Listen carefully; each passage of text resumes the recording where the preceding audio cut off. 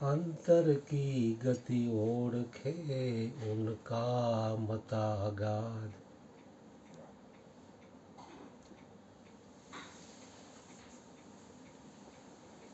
જેવી રીતે ગુરુના ચરણે કોઈ વ્યક્તિ આવે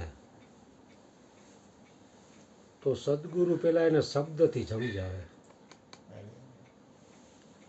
એને માનવી બનાવવા માટે પણ શબ્દનો જ ઉપયોગ કરવો પડે કે ભાઈ 5 શીલનું પાલન તું પેલા લે, પછી તને માણા બનાવવામાં આવે, પછી તને ઉપદેશ આપવામાં આવશે. શબ્દ દ્વારા જ માનવી બનાવવામાં આવે, શબ્દથી સમજણ આપીને. મનુષ્ય બનાવ્યા પછી પણ એને પૂછો કે સદગુરુના ચરણે શું દેવું પડે, તો તન મન ધન એના લીધે ત્યારે શબ્દ દ્વારા જ લેવામાં આવે છે. તો એ સદગુરુ એમ કે તું ભાઈ શબ્દનો પારખી થાય તું હું બોલે છે વિચારજે એમ.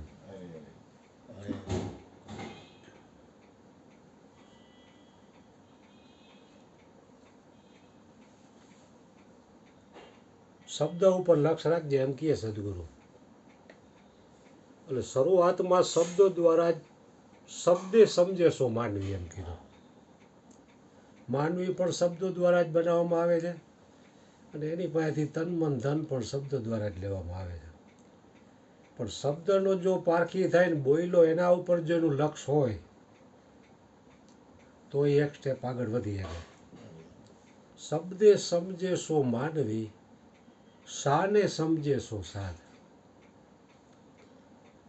કે તન મન ધન સદગુરુને આપ્યા પછી સદગુરુ શાન કરે છે કે તું કઈ રીતે છો, તું કેટલો વ્યાપક છો, કોઈ જગ્યા એવી નથી કે જ્યાં તું નથી. હવે જો શબ્દ ઉપર જો એનું લક્ષ હોય તો જ એ શાનમાં સમજી શકે.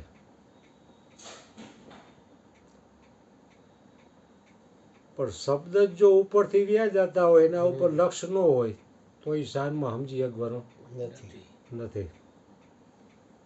દરેક મહાપુરુષોએ કીધું છે. ગંગા સતીએ પણ કીધું, શાન મારે શાન તમને એક રે કહું છું ગુરુજીની પાનબાઈ, જેથી ઉપજે આનંદના ઓઘરે. ગંગા સતીએ પણ પાનબાઈને શાન જ કરી. જેવી રીતે કોઈ મહેમાન આવ્યા હોય તો કોઈનું છોકરું તોફાની હોય તો એની માં શબ્દો દ્વારા ટોચે ને તઈ ઓલો છાનુમુનું બે વળી 5-10 મિનિટ થાય ને તો એ પાછો તોફાન ચાલુ કરે. વળી પાછો એને શબ્દો દ્વારા થોડોક ટોકવો પડે. એવી રીતે અવારનવાર ટોકોથી થોડીક વાર પૂરતો છાનુમુનો બે. પણ એ છોકરાને જો ટ્રેન કરેલો હોય, સંસ્કાર દીધેલો હોય, તો એની માં ખાલી આમ શાન કરે ને, આમ કરે ને ત્યાં ઓલો સમજી જાય. અથવા આમ આંખનો ડોરો આમ ફેરવે ને ત્યાં ઓલો છાનુમુનો બેસી જાય. એ છોકરું શાનમાં સમજી ગયું કહેવાય. એવી જ રીતે સદગુરુ પણ પોતાના સ્વસ્વરૂપની શાન જ કરે છે.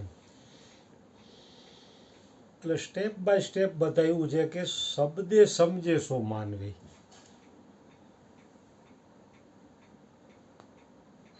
કારણ કે શબ્દથી સમજે એ માનવી છે, શાનમાં સમજે એ સાધી, એના કરતાં ઊંચું સ્ટેપ છે કે એ શાનમાં સમજી જાય.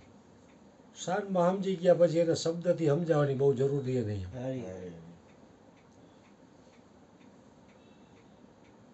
એથી પણ આગળ કીધું કે અંતર કી ગતિ ઓળખે ઉનકા મતા આગાધ. ભગવાન કહે ને કે દો દેહ અને પ્રાણ એક થઈ જાય. હું વિચાર કરતો તે કાઢે બોલે. જેવી રીતે રાધાજીને ગરમા ગરમ દૂધ આપ્યું તો કૃષ્ણની જીભ દાજી ગઈ. તો એને દો દે, કૃષ્ણને ગરમા ગરમ આપ્યું તો રાધાજીને ફરફોલા થઈ ગયા. અત્યારે કૃષ્ણ દાજી જાય છે રાધા અત્યારે ઉલટું હોય. કૃષ્ણને ગરમા ગરમ દૂધ આપ્યું તો રાધાજીને જીભમાં ફળફોલા થઈ હા ગયા. કઈ તો એ દો દેહ અને એક પ્રાણ ત્યારે એ શક્ય બને. અંતર કી ગતિ ઓળખે ઉનકા મતા અગાધ એમ કીધું. કારણ કે શિષ્ય જો મળી અને મટી ગયો હોય તો ગુરુની અંતરની ગતિ છે એ ઓળખી શકે. જય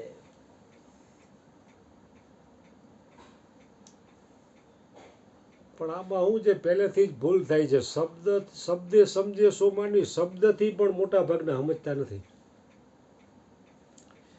અહીંયા ક્યારેક બાપુ ફોન કરે ત્યારે 2-5-10 જણા આવે કઈ જમણવાર કે હાથે હોય. આજે કર્યા તો કોઈ નો આવ્યા ન આવ્યા ને અરે ઈચ્છા બીજું બાપુ કેટલી વાર કે અઠવાડિયે એક વાર આવું તોય નથી આવતા. ના આ તો બટા ભૂંગરાનો પ્રોગ્રામ છે ને આવજો તોય ન આવ્યા ને. એટલે 30 જણાને કર્યું છે નો આવવાનું જ ના પાડવી છે નહીં આવી તો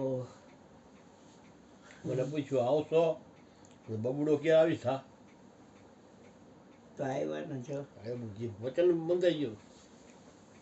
અરે મહિને 2 મહિને 4 મહિને એકવાર સત્સંગમાં આવતો હોય બાપુ ફોન કરે ત્યારે, તો એને ક્યારેક બાપુ અહીંયા સત્સંગમાં અધ્યાત્મને લગતો પ્રશ્ન કરે તો ઓલો કઈ જવાબ ન દે. અરે એટલે એનો સીધો અર્થ થયો કે એને સત્સંગમાં રુચિ નથી રુચિ નથી અને એને કોઈ જાતનો અભ્યાસ નથી નથી. એટલે એ શબ્દ દ્વારા સમજણ આવી નથી એવું સાબિત થાય. કારણ કે શબ્દની ઉપર તો બીજા 2 સ્ટેપ બતાવ્યા. શબ્દે સમજે શું માનવી, પણ શબ્દથી પણ નથી સમજાતો. પછી એથી આગળ કીધું કે શાને સમજે સો સાધ. શાનમાં સમજી ગયો પછી એને શબ્દથી સમજાવવાની જરૂર નથી. અને એનાથી પણ ઊંચી વસ્તુ અંતર કી ગતિ ઓળખે ઉનકા મતા અગાધ. કારણ કે એમાં મળીને મટી ગયો હોય, દો દેહ ને પ્રાણ એક થયો હોય. ભગવાન ઘણી વાર કહે ને કે હરજીવન બાપા કહેતા કે કા તમારી આંખ મને દઈ દો કા મારી તમે લઈ લ્યો. હરી હરી તમારી પાસે રહે મારી પાસે રહે જ નહીં કામ બને.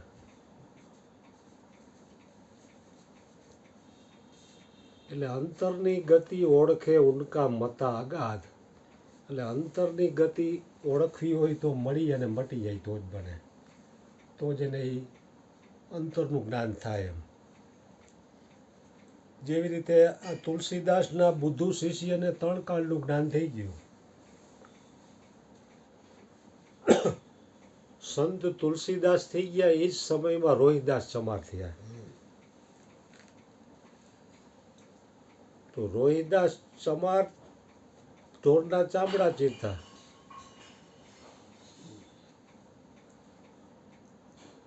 ભક્ત બીજ પલટે નહીં ભલે જુગ જાય અનંત.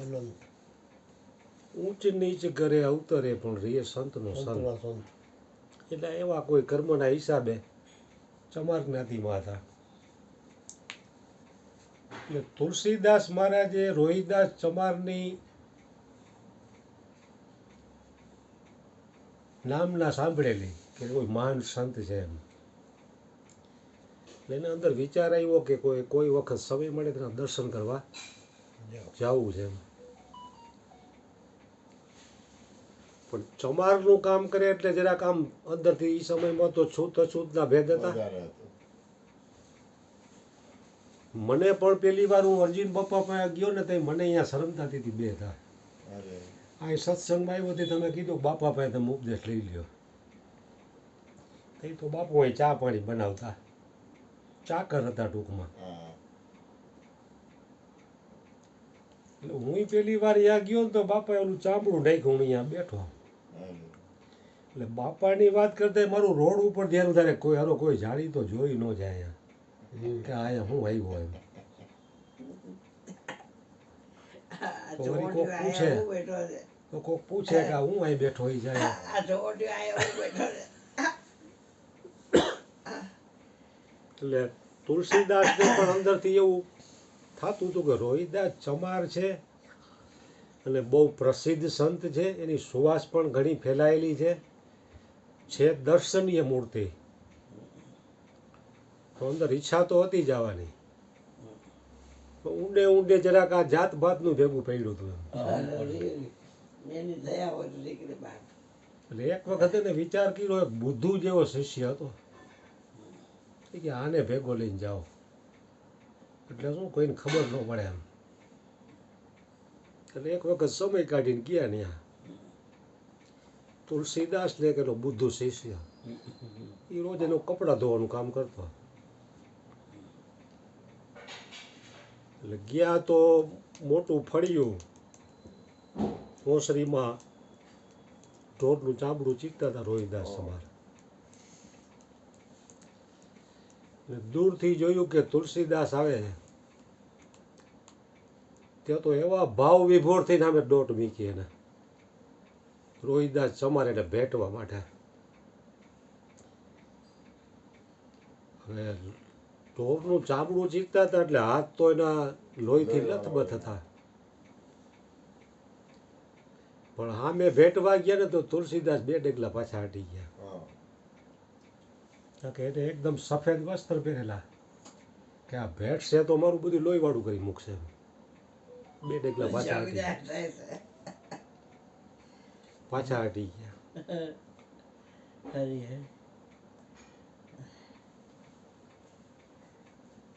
પાછા હટી ગયા તોય પછી છેટેથી હાથ જોડી લીધા એમ સંત તુલસીદાસે.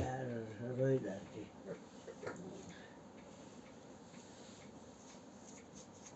રોહિદાસ ચમારના હાથ બળદના રક્તના રંગે રંગાયેલા હતા, પણ એનું હૃદય પરમાત્માના રંગથી રંગાયેલું હતું. એ તુલસીદાસને એનું દેખાણું.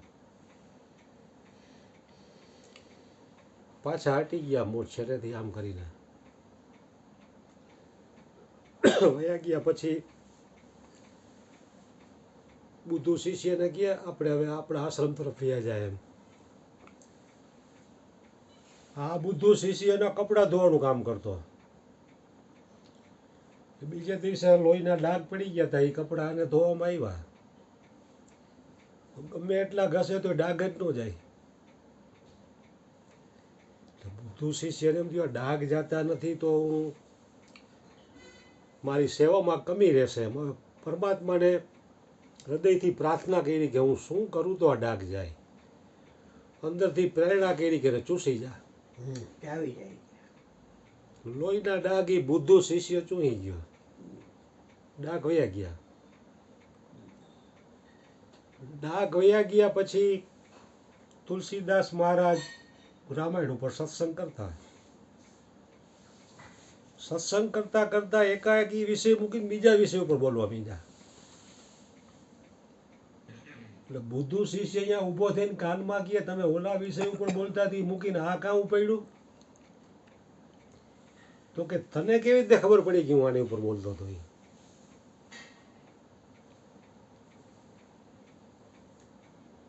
તો કે આપણે રોહિદાસ ચમારને મળવા ગયા અને લોહીના ડાઘ થઈ ગયા હતા, ડાઘ જાતા નહોતા ને હું ચૂસી ગયો.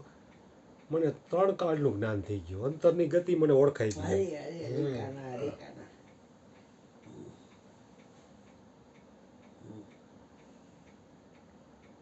પછી તુલસીદાસજીને અફસોસ થયો કે એક મહાન સંતને ઓળખવામાં હું થાપ ખાઈ ગયો, બાહ્ય વસ્તુ જોવામાં હું ભૂલ ખાઈ ગયો. પછી બીજી વખત ગયા અહીંયા પાણી ભરીને બેટા ભાઈ મારે કાંઈ નથી. ગરમ કરી દે ગરમ. બીજી વખત અહીંયા ગયા તો તુલસીદાસ ગયા તો રોહિદાસ ચમાર તો એનું કામ હતું ઢોર ચીરવાનું, એ ચીરતા હતા. પણ બીજી વખત ખાલી આ ઊભા થઈને આમ મદન જ કર્યા. તુલસીદાસને એમ કે હમણાં દોડીને મને ભેટવા આવશે, કારણ કે લોહીના ડાઘ ઓલો બુદ્ધુ શિષ્ય ચૂસી ગયો તો એને 3 કાળનું જ્ઞાન થઈ ગયું. પછી એને પછતાવો થયો તો કે ઓલી વખતે તો તમે મને દોડીને ભેટવા માટે આવ્યા ને આ વખતે કાં ન આવ્યા?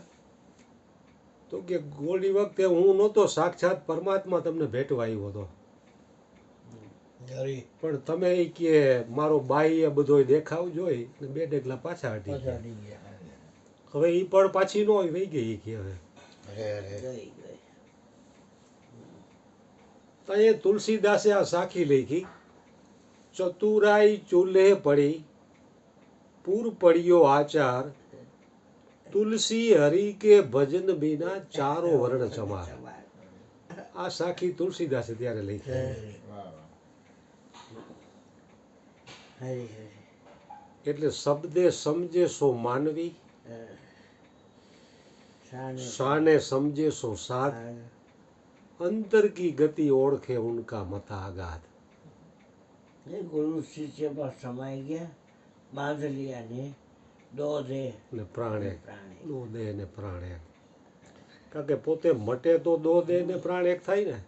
ये बात છે ને ભાઈ